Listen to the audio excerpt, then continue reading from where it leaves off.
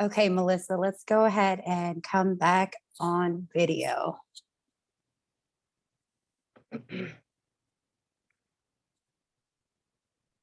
Okay. Are you fixed? Okay, so we are live on Facebook right now. And we have some people joining us. Melissa, thank you for being here with us today. Oh, thank you, Marissa, for having me here today. Yeah, so I'm going to go ahead, guys, and introduce the show first. Just after I share this, I just shared this on my timeline. I also tagged you, Melissa, and a couple of the other families. I didn't really have time to tag too many people, so that's why we asked that our viewers help us out and tag this, tag your friends, put this in groups for us, and just help us get this out there. Today, we are on episode number 30. So we've been doing this series since November of last year. Voices of Strength, we highlight victims of police killings, people that were killed by police here in the United States.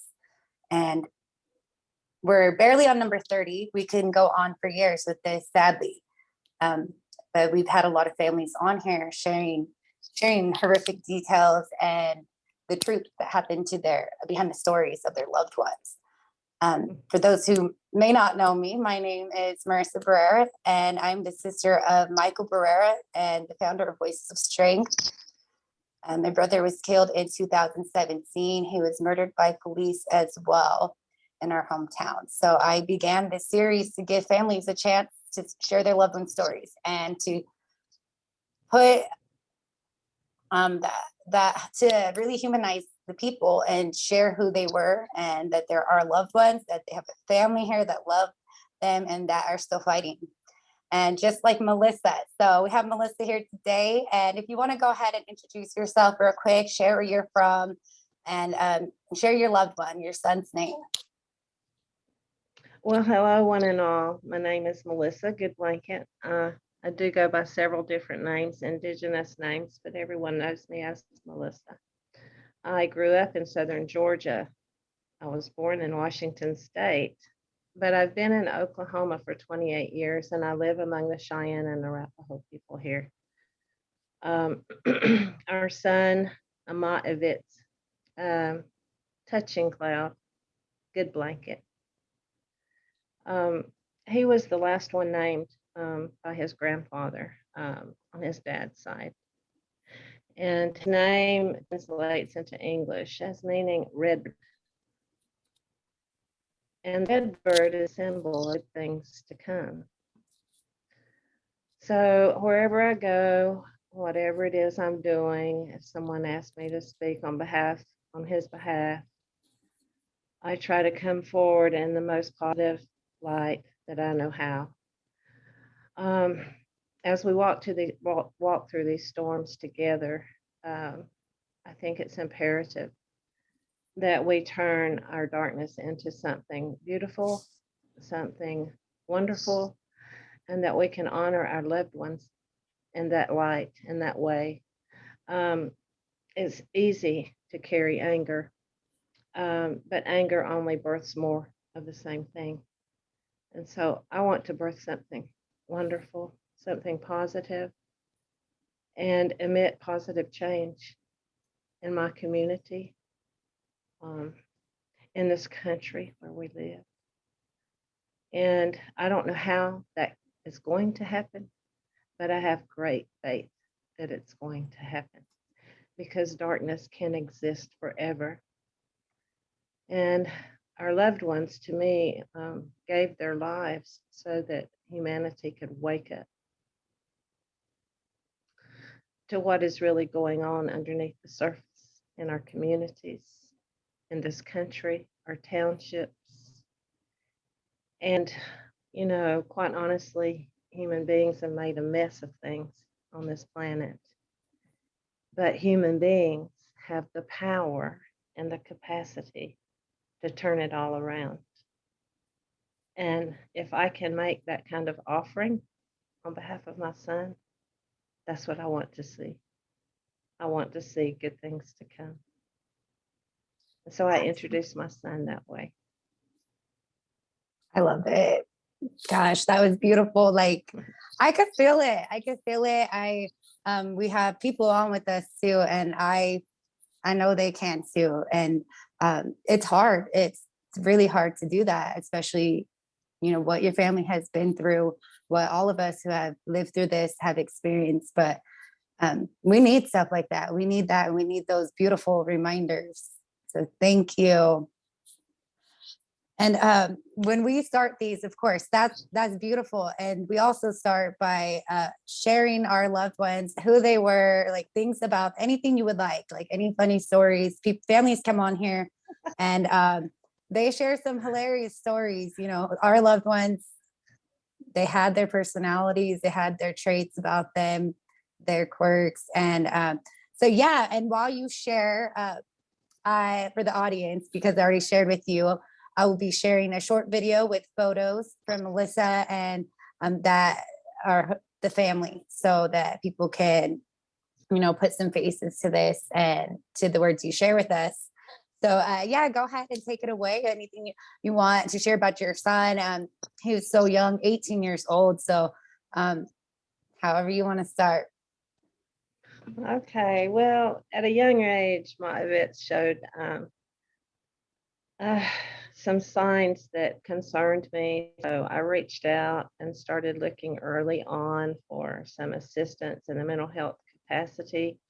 He was only ever diagnosed with oppositional defiance disorder. And he had learned what his triggers were, and he had not had an episode in probably 2 years.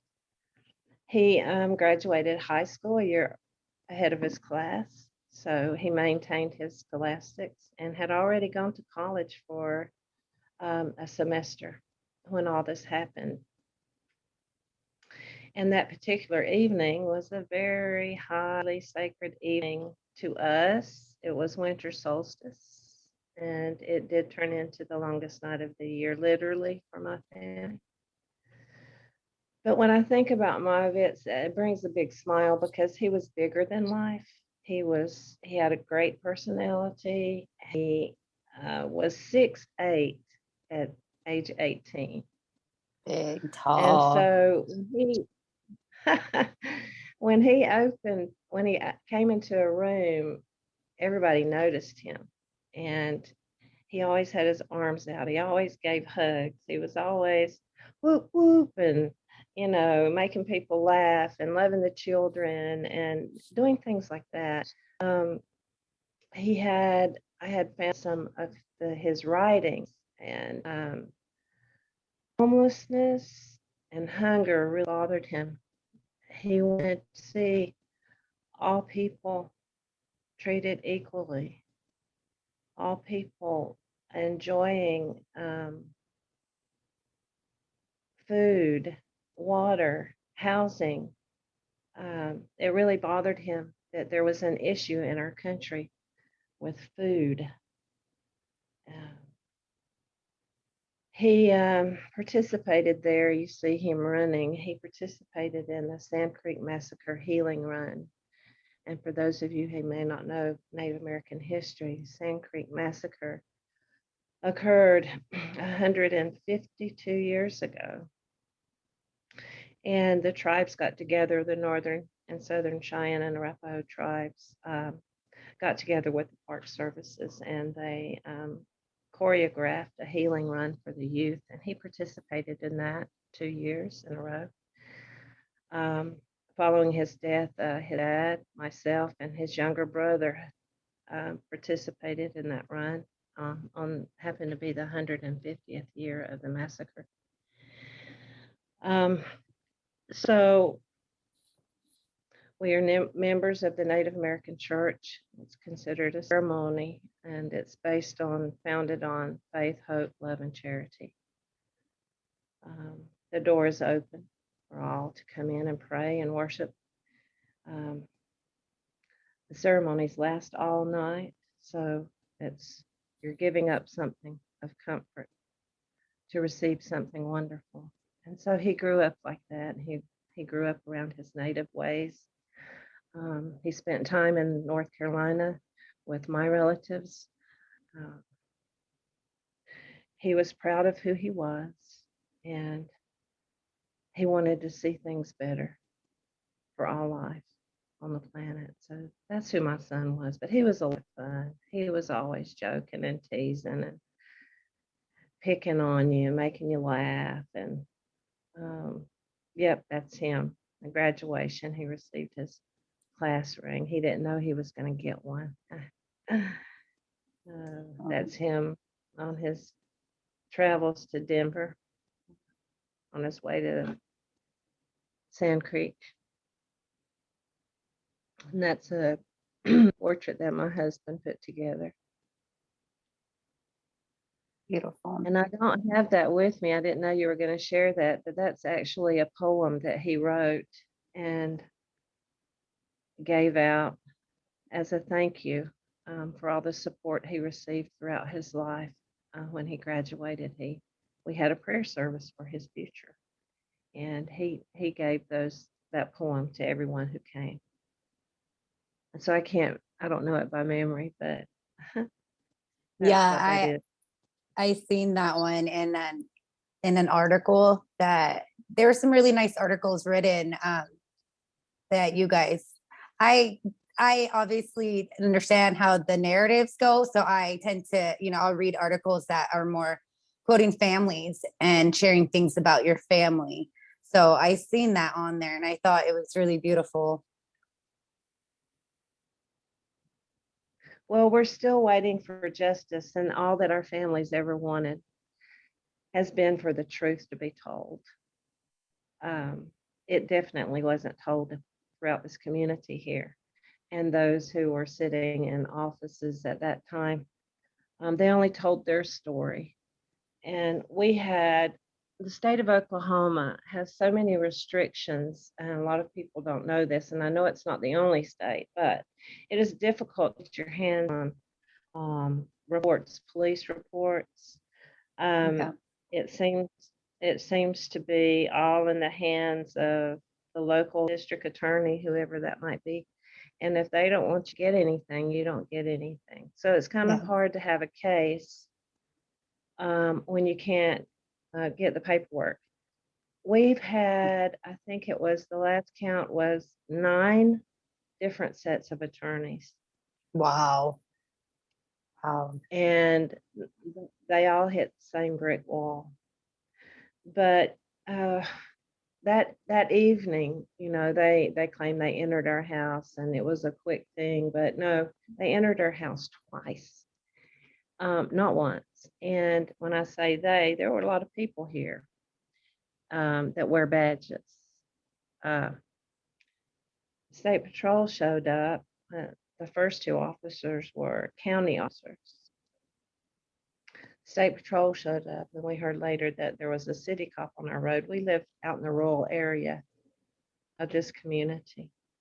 And we live in Clinton, Oklahoma, which, by the way, is Custer County. And General Armstrong Custer was a murderer.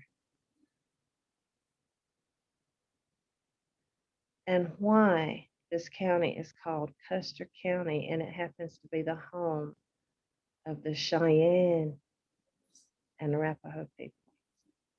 I've never understood that. So there's a pattern of practice here. And of course, there's the racism here. All of the things that we see on national news today, what humanity is rising up about. It's all here in the community where we live, unfortunately. Not everyone, but we know it's here. My husband grew up here, so he can tell the history of this area better than I can. But that evening, the end result was the death of my son. There was 9 shots fired, 7 entered his body, and one of those was to the back of his head. When the district attorney called us in for his decision, I had absolutely no idea that I was going to hear words justified out of my mouth, but I did. And my question to him was, how could a shot to the back of the head be justified?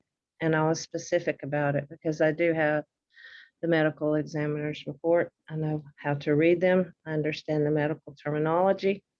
And he said, oh, well, it was just the velocity of the bullet. And I said, no, sir, it wasn't. It wasn't. My goodness.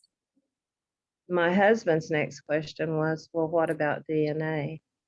Because we know that they named 2 officers in this and all the publications. There were 2 deputies that were named. The sheriff at the time took a little extra step to pat them on the back by giving them medals of valor through the sheriff's department of an organization here in Oklahoma. That was another blow to our family. It was just like history repeating itself. The genocide was exactly like the Wild Wild West, you know. And so those things continue today. The past isn't dead. It's still going on today.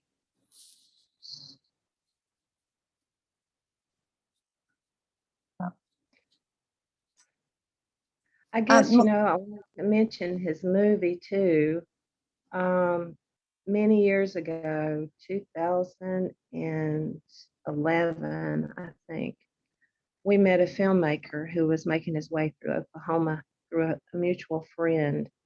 And he was making a documentary on the Native American church, the history of the Native American church in Oklahoma. And our family was a part of that, beginning of that adventure. And when this happened to Mah-hi-vist, the filmmaker called and he said, we have changed the direction of our film and we're going to tell Mah-hi-vist's story. The film is complete now, and PBS has just last week signed on the film. And I can't think of a better thing to have the film come out in the month of November 2021, which is Native American month. And it will be running in honor of Native American month on PBS starting November 1st and will continue for 2 years. So Yes. Our part of the story will be told, and hopefully, you know, someone with the right compassion, the right knowledge, the right wisdom, the right education, the fearlessness that's required to come forward about these cases. I still have that hope that that right individual or that right group of individuals will hear about it along with the others. Yeah. And something will change across the whole country. I mean, Yes. if we have change in one community and not in the others, it's not going to work. It has to be across the board. It has to be equal all the way across. Yes, yes, yes. You know, I'm getting so excited just hearing you talk. You know, these are horrible things that we live through, but I love that you're turning things around for your family, and it's not just it's yourself, your family, and then it goes further, like the movement and everything further on, and you care about humanity. So just for the people watching, when I messaged Melissa just a couple of days ago, just touch base. I always do that with the families before they're going to come on. And then she messaged me back that they just found out that update, right? The update on what she just shared. And it gave me the chills. And I was so happy. I'm so happy for you guys and to know that was already set. That documentary was already set. You guys that already had something, and that they said, hey, no, we're making it about your son now, covering his story. And I'm getting chills just repeating it. But what you shared after that it will get seen by the right people, not just person, but person and people, because that's what we need. We need that so desperately. We need that. And I'll share also, and then give it back to you, is that I went through my and I know all the families listening and many families can relate through my ups and my downs of we're going to get justice and we're never going to stop. We're going to get justice. But then I go through like, man, you know, seeing more families adding up, and you've been here so longer than myself. But it's talking to families like you and just these reminders and I guess sharing our energy with each other. It's beautiful. And I'm so happy we're sharing this right now with the other families too. And just for the documentary, just of course, I'll be reminding people and, you know, come November, and just feel free to tag us on anything. We support 100%. And I look forward to seeing that very much. Thank you. Thank you. I am a firm believer in the power of synchronicity, and there are no mistakes. And I know that's hard for some mothers, maybe some siblings, to hear me say that, to make that kind of statement. But you know, the spiritual world is very real, and I've just had this relationship with it since I was a little kid, and I was an only child. So for me to just sit and ponder underneath the tree and be silent, I could hear the tree, you know. I would get an idea, something would come to my mind from nature. And so when I say that, you know, the power of synchronicity, that everything happens for a reason, I know that my son did not die in vain, and neither did your brother. There is a higher purpose behind what we feel as a loss. And there's something much greater behind it that maybe we can't even comprehend in our human mind. You know, it's so limited. It's really limitless, but we limit it ourselves. So our son, he came back, you know, several times, and he would appear to different ones in dreams with very distinct and clear messages. And one of the messages was, hey, I know I left you all too soon, but you know what? It was my destiny.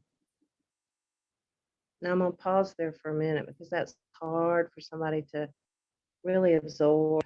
You know, it was my destiny. I have to absorb that, and I have to accept what he said. You know, I cannot walk in the same darkness that the people who took him walk in. I can't do that. Then I'm not doing him any justice at all as his mama. So he went on to say, what happened to me will continue to escalate across this planet until people rise up as one. And I have sat back and I have watched hundreds and thousands of people gather on behalf of what is happening on this planet. Police brutality, school shootings. I mean, there's just grief is in every direction, to the extent that, you know, it's going to touch every human being on the planet some way, somehow.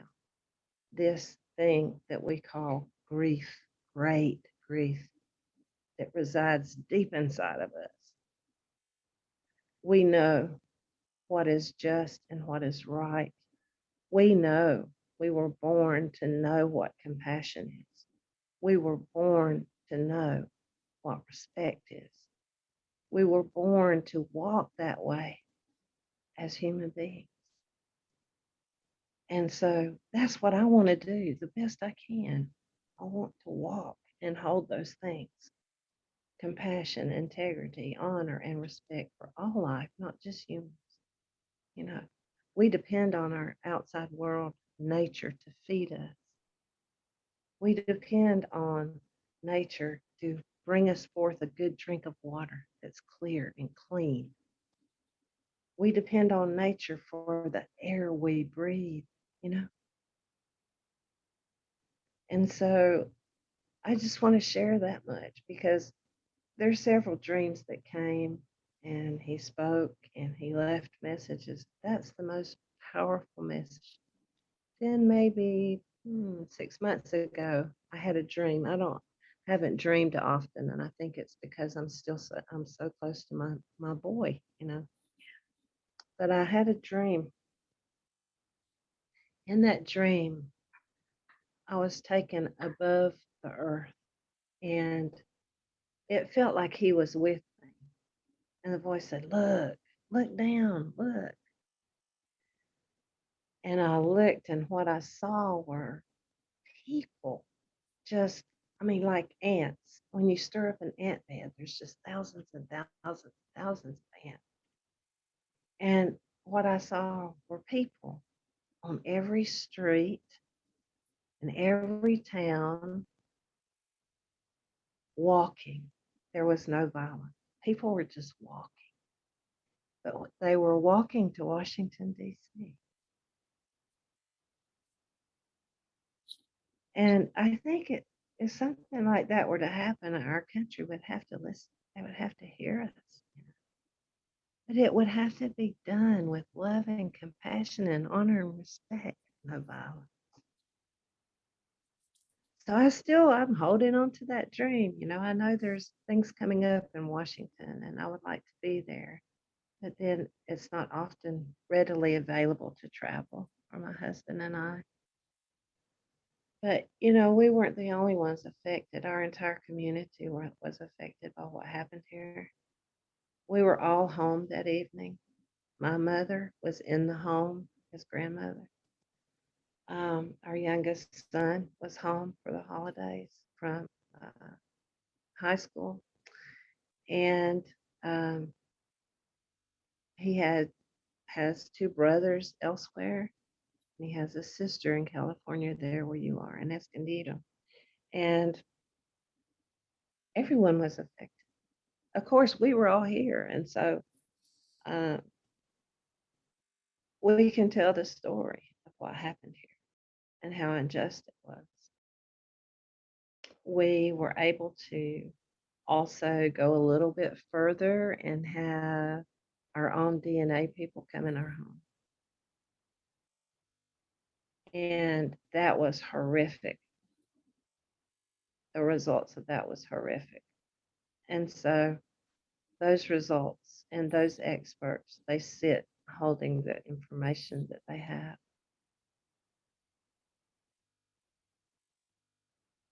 And we hope someone, somewhere, some group will hear the story and investigate what happened here, thoroughly what happened. Melissa, I wanted to make sure that we also share with the people watching about how one of the officers involved, also he killed another man. And then can you also share about the medals? Want to point these out for people to really understand that these officers are not just not being held accountable, but they're also being rewarded and things like that. The sheriff at the time, several months following, I woke up to a message that tells me that they had been given medals of valor for killing my son.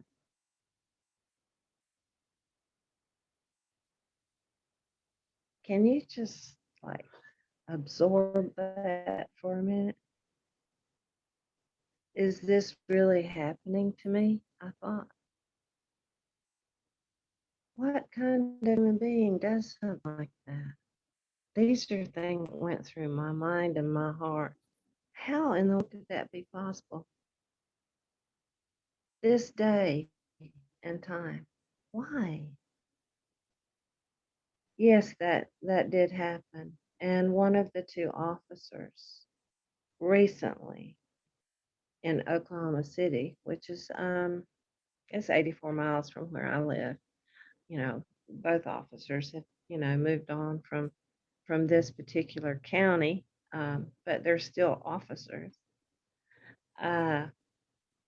He recently shot and killed a man in Oklahoma City. And it was the same kind of call. His wife just called for assistance so that she could get some things from the home. There was a drinking issue there. and it shows blatantly. It's called, the video is out. He shot and killed her husband. Now in 2013, had we even had some kind of thought to turn on our phones while we were sitting for hours and hours and hours in our truck outside, we would have done so, but we had no reason to have that kind of cross our mind. And that night, I keep bringing it up: respect, compassion, all those things. None of that was shown to my family. Melissa, will No. you, Hmm? I'm sorry, but will you share, just for people that may have just hopped on and that aren't familiar, the first narrative that they released, and although your family was there, and then what the truth, if you can just highlight that, please.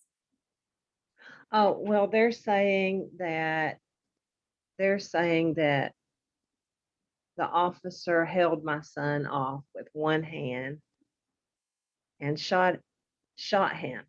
But that couldn't happen because there was no residue on my son. Plain and simple. I mean, you can't do that. The officer injured himself upon entering my house the first time on broken glass, a window. But their story says he shot his finger off while trying to hold my son off. But my son wasn't in the room where they were. They entered the house and exited right away. And then my yard filled up with state patrol, another officer. There was a re-entry, and then they shot my son. And his girlfriend was in the house with him. But they totally said that they wouldn't even um,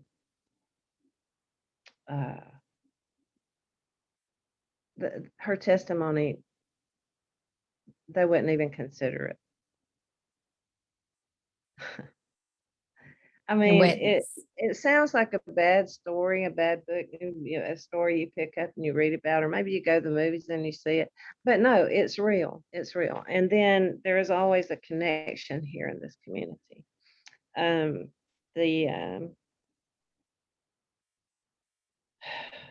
The sheriff at the time had previously worked for the State Patrol.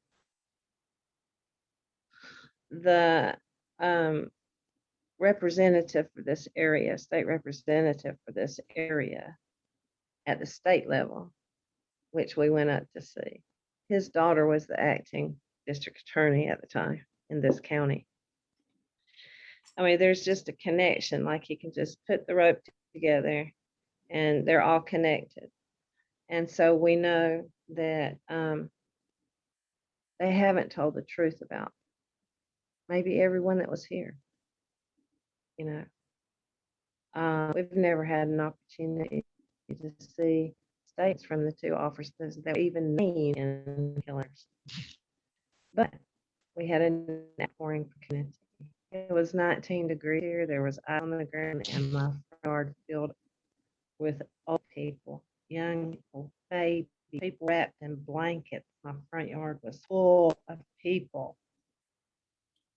And we sat in our truck outside for almost 8 hours from the time it happened until the next morning before we were allowed back into my home. And then they just left all the evidence on the floor. It was like, I told my sister, there's muddy water all over my home. I mean, what were they doing all those hours? They were supposed to be, the OSBI was called in by the sheriff's department to do the investigation. And yet, I'm not sure there was ever any investigation done. Surely not a fair investigation. And I speak the truth, and some people aren't going to like it, but that's the truth of it. And so we still wait. Yeah. So, sharing, that was the next thing I was going to just try to highlight, is the conflict of interest. the many of them that are present in your case and many other families too. It seems to be very common of the conflict of interest of these people in power. So Mhm. they're all in cahoots. And then we wait. Well, see here, there, to me, and my definition of it, there really is no Open Information Freedom Act in Oklahoma at all. You know, that particular uh, bill document was put into place for the people, and yet there are other humans who make their way around that, and um, we are unable to move forward. I say we. I'm not the only one that has come up against this um, across the country, and that's why it's so important in my heart that the positive changes we all seek in this area, from police training to, I mean, the list is just, it goes on and on. Mental health care, that's like zero existent in Oklahoma. You have to really, really work hard, fight hard, or either send a loved one outside of state for the right kind of treatment, maybe, or therapy that you're looking for. It's just, it's not available. It's not available. Um, so when you're up against things that are set up to make you fail, it's a little difficult. But then I understand that all things are possible, so I still hold on to that. All Yeah. things are possible, and the truth will surface, and we can rejoice in it someday, some way, somehow. I can't figure all that out, but I know the universe has my back. So Yep. we have to remember, whatever faith we are, whatever we believe in, um, the greater source is with us. Even when the rest of the world, we feel like they're against us. And unfortunately, I don't like the issues that we have when it comes to race or skin color. I think that's the most ridiculous thing I've ever heard of, because we're all the same. You strip us down, we're all the same. We all have white bones, red blood, yellow marrow, and black pupils. So, hey, you know, we were created as balls of light and wisdom. And I know that that can surface. Unfortunately, the darkness has to be shown vividly clear for the light to come and stamp it out. And we can all be those beacons of light, each one of us, as we are. We're stars, We're made out of stardust. Yeah, Melissa, and I want to, if you don't mind, like, you've been here years now, longer than me and many other families. Do you have anything besides like what you've shared and how you try to keep your mindset about this? Any things that you do to help you like through this? Whether it's self-care things or anything that you can share with the family, other families. Well, prayer is a big one in my life. Meditation. Um, I've heard it recently put as practicing a well trained mind, because our thoughts are real, our thoughts are energy. So whenever I feel down, um, when I feel like I might be slipping and losing hope a little bit, I remind myself of those things, because I don't want to give those things power. I want to give the goodness power. And I have to work at it, I do. I have to work at it, but I'm willing to work at it. Even if I have to go to an extreme and put a little stick-em note on the mirrors in the bathroom, to remind me to think positively and hold on to good things to come. Thank you. I think that's so important. That's very important for the families to be reminded, just share it, us sharing that with each other. I guess I should say these little things. I know it's a lot. It's a lot that we all carry with us. Well, Marissa, it's hard for me. I have to be honest here because um, I'm a member of all these different, groups, and I'm maybe some of the people that's watching has seen my name on some of the Facebook groups, and I don't really say a whole lot. And the reason for that is because I feel like I have to honor the stage that each family is in. And most of those stages, I've already been there. And the ride is like a wild roller coaster ride. It seems to be like a smooth sailing sometimes, and other times a quick curve and a sharp curve comes, and that grief overcomes you again. Or you hear another story about another family, and you just, uh, I just send that family, whether I know them or not, I send them something of myself, quietly in the corner in my own space. I send them something good because I've already been in that particular spot and I'm over here. This December will be, I did this December 2021 will be 8 years for my family and I. And it still seems like yesterday at times. So it's hard for me to step into someone else's space. So I step outside of that space and kind of hold that respect for where they are. And if I feel like I'm guided to reach out to them and say something encouraging to them so that they don't go down too deep into that hole of grief, I'll do that. I'll listen to my intuition and I'll do that. But it's so hard to see so many carrying this kind of grief. It's Yeah.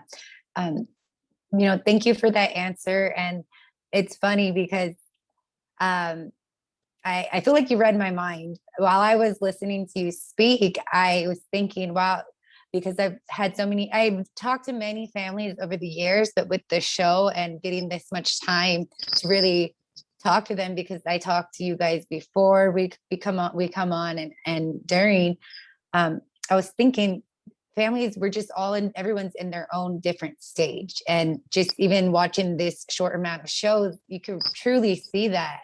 And then you said it. So like, she read my mind.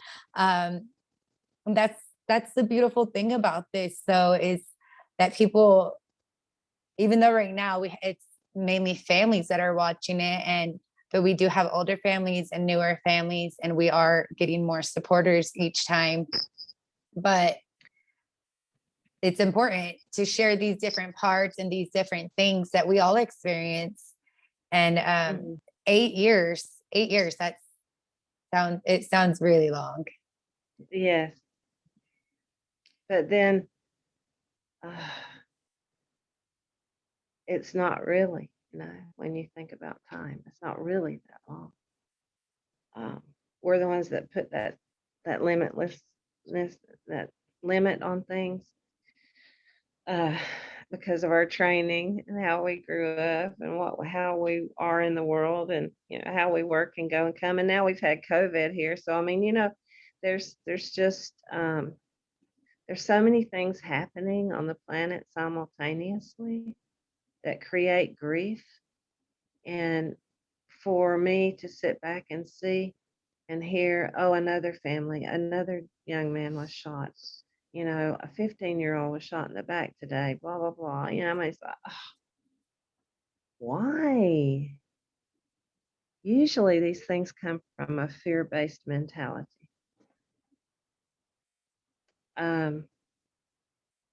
But I have seen recently also a police training film of a man who, that's all he does. That's his work, his contribution to the world is train police. To watch one of his videos confirms to me that part of their training is to shoot, to kill. Yeah. So that's a programming. That's a kind of programming. And for me, I saw that with my own human eyes on my property when they showed up here. There was never an assessment taken. There was never a conversation between my husband and the officers.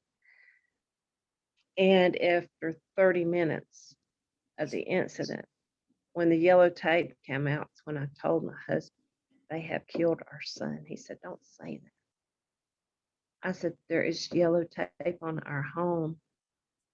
Do you know what that means? That means it's a crime scene.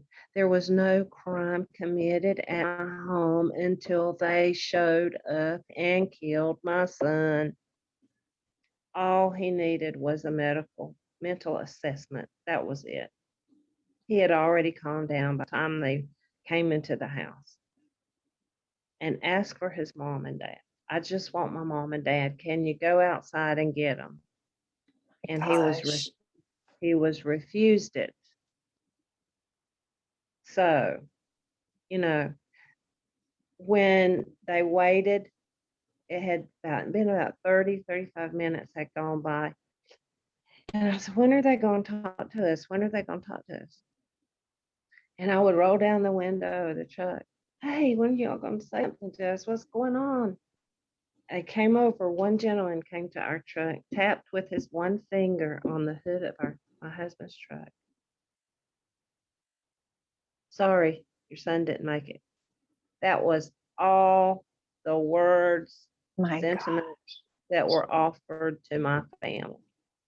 And by the way, we were dressed and ready to go conduct a Native American church ceremony that night when all this happened. So they walked around our yard. It was like, I don't know, it was like a gangster movie or something. They stood, with their legs out, weapons like this at my door. After the fact, what were they protecting? What they were doing in the house? I mean, I never seen anything like that. And I told I got out of the truck. I ran to the yellow tape. And one of the officers in the yard said, she needs to be contained. I said, no, I don't. I do not. I am the woman of this house. This is my home. That is my son in there. And you're going to listen to me. If I was standing where you were standing, sir, and you were standing where I'm standing, this whole scene would read differently, wouldn't it? What just happened here is wrong. But I was yelling to the extent that they could hear across the canyon behind my house. And you will hear me in your dreams, I told them. You will hear me in your dreams.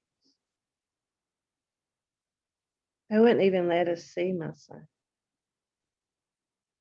When they brought him out of the home, he was in a bag. And I said, I asked the OSBI agent that was lead agent. I said, please don't take my son. We have to pray over my son. I have to pray over my son. What happened here is wrong. And the OSBI allowed me to do that. When we finally got his body back, I told my husband, I'm going to see him myself. No, I don't know if I can do that. I said, I'm going. You can go with me or not. I'm not going to force you. And he agreed to go with me. And he and I together, we braided our son's hair. He braided our son's hair. And we dressed him ourselves. And we counted the wounds on our son.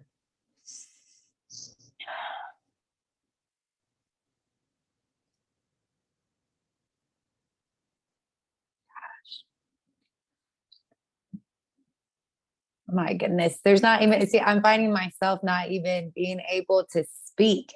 I hear these details from families often, but just hearing them and hearing your son's story, hearing your family, seeing the photos, knowing your family now, I feel like I know your family more. And Mhm. just knowing they did that to your family, Yeah. it's just, it hurts. And that's one of the things when it happens to other people, we know that we've experienced these similar moments, but different. Mhm. So Mhm. it's And hard. it's a small community, like you say, you're from a small community, and the um the funeral director knows us, knows our family.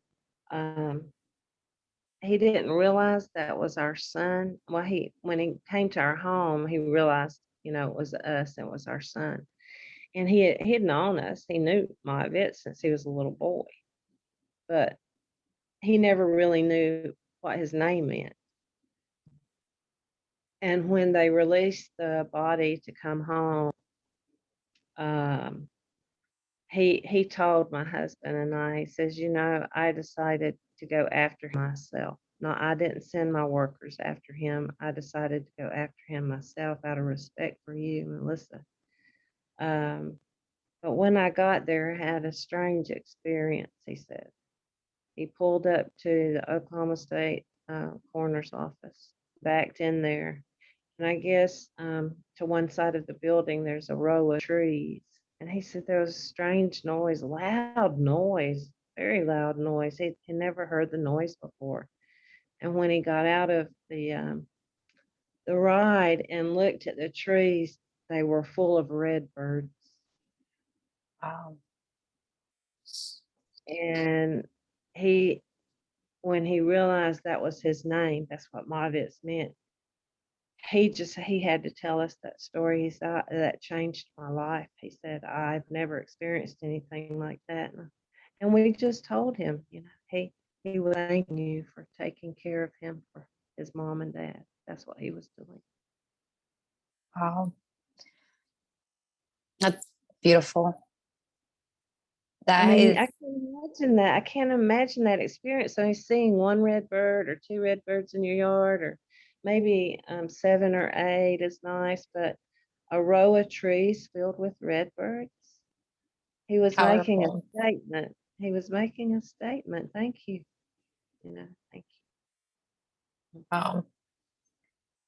That's beautiful. And that's so powerful too. And that was someone you guys knew him, just how that came together. And you guys got to see the truth, know it quickly, because some families don't have that connection with the director, the funeral director, but that's beautiful for that sign to come, and that you've had dreams.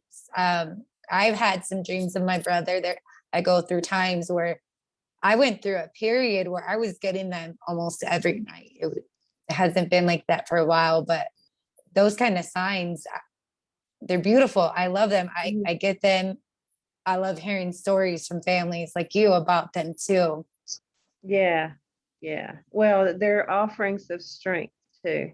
They're here to help us along this path of grief that we're on. And then you might hear a song all of a sudden that you hadn't even heard, and who knows when, and it reminds you of your loved one, or um, a joke that somebody might tell, or something goofy that reminds you of how they were and how they made us laugh and how they made us feel. And my son gave the greatest bear hugs. I had to get on my Oh. tippy toes to hug him because he was so tall. Yeah, he was a tall kid. He was tall. Yeah, Yeah. yeah. Mhm. Yeah, actually, my son, I don't think they'll hit, what was he, 6? 6'8". Okay, 8. Yeah, I don't think my sons won't get that tall, but they're gonna be a whole lot taller than me too. So um I could picture that reaching up to, I don't want to yet, but um that's cute. That's beautiful. Um, okay, Melissa, we're wrapping up about an hour, but is there anything else before I ask you if there's anything else? I do want to remind people about the documentary Savage Land that will be coming out November, early November. November 1st. November Okay. 1st. And then, PBS. okay. And we will make sure to make some posts about that also when it's coming up again. So we'll stay in touch about that. And is there anything else you want to share about your son or with the people watching or other families who might be watching? Oh, I just want everybody to stand by a body of water and close their eyes and drop a pebble into the water and fill that pebble with the hope, the yearning, the justice, the truth that we all seek. Fill that little pebble with that thought and then drop it into the water and see those hopes just rippling out across the planet so that these kinds of atrocities can stop and we can live in harmony and balance again as it was intended in the very beginning. That's my message. Thank you. Gosh, that is so beautiful. Such a great way to end this. I am going to do that. And I really encourage the people watching to as well. Okay. Thank you, Melissa. Thank you so much for Thank you, coming Melissa. on. Okay. Thank All right, you guys, episode 30. And we will be definitely sharing as the documentary comes out and staying in touch with you, Melissa. Thank you so much for sharing about your son, your family, and just the extra that you gave us tonight. I know I definitely. And thank you, Marissa, for all that you're doing. Thank you. Yes, yes. Okay, everybody. Thank you guys for joining us tonight as well. Love you guys and take care until next time. Bye, Melissa.